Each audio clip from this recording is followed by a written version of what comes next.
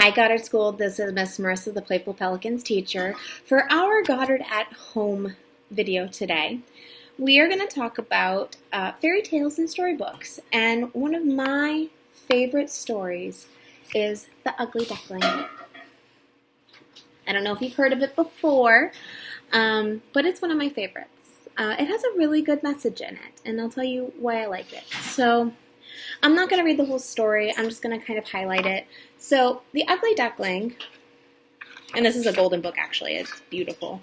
It has really great pictures. So, The Ugly Duckling is a story about a duckling who took a little while to hatch when he was in his nest, and the mother counted 6 eggs and then saw this really big one. And when he finally hatched, the mom noticed it didn't look like any of the other ducks. And so she, of course, kept the duck with her because she thought it was his, but he couldn't really swim like the other ducks, he couldn't play like the other ducks, and he didn't really talk like the other ducks. And eventually, the ugly duckling kind of felt out of place because people kept making fun of him and making him feel really sad. And I know that friends at Goddard don't make their friends feel sad. We like to make them feel happy.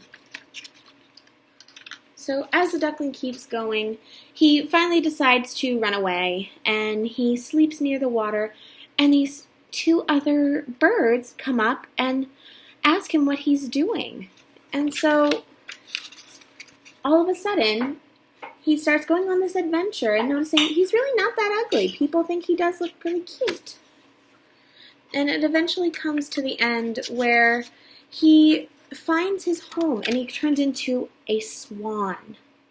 Okay, so he wasn't a duck after all, he was a swan. And he was one of the most beautiful swans in that lake.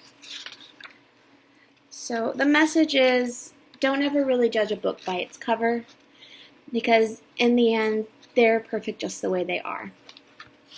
I really love this story because it helps me, especially when I read it to my friends, that you're all special in your own way and you are all great just the way you are. You don't really have to change anything. Okay, so this is one of my favorite storybooks. What are some of your favorite storybooks? Do you like The Princess and the Pea? Do you like Rumpelstiltskin? Do you like The Gingerbread Man? I know that Playful Pelicans love The Gingerbread Man. But yeah, so this is my favorite. Have a conversation with your moms and dads and people in your house and see what their favorite fairy tales and storybooks are. I hope you enjoyed this lesson today. I miss you, I love you, and I can't wait to see you again. Bye, my friends.